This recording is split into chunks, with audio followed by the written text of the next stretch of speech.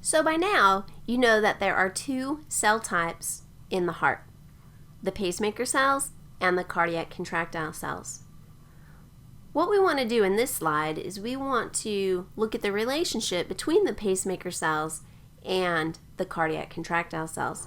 So we're just going to focus on the SA node just as an example of how this would work. Located in the SA node are the pacemaker cells. When the pacemaker cells spontaneously depolarize, or because they're self-excitable, and they generate a pacemaker action potential, or a pacemaker potential, whichever you'd like to call it, then that action potential has to spread to adjacent cells. And so in yellow, they're indicating the spread of the action potential from one muscle cell to the next via the gap junctions. And so if we zoom in on the intercalated disc, you're familiar with the intercalated disc as we've talked about it before. Remember that the intercalated disc consists of desmosomes, which help the muscle stretch without tearing it, and the intercalated discs include the gap junctions. So the action potentials that were generated by the pacemaker cells in the SA node, you can see them here in yellow, they're spreading through the gap junction to get to the next cell. So let's take a closer look at this relationship. So here we have the pacemaker cell. That creates an action potential.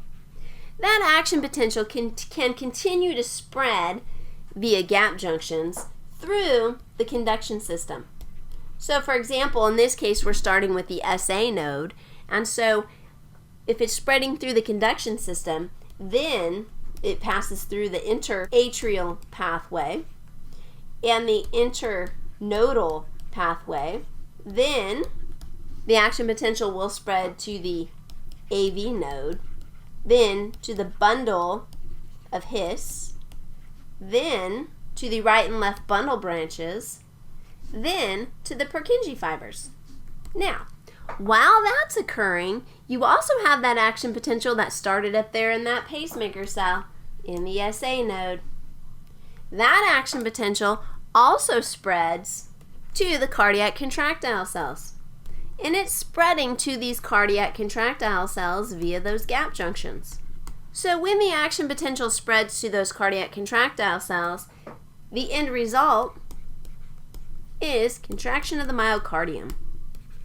When the action potential is spreading through the conduction system, on the other hand, the end result is to set the pace, in other words, to set the heart rate.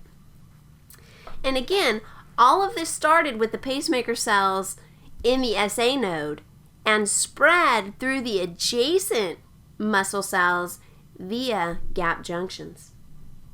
So that's the connection between your pacemaker cells and your cardiac contractile cells.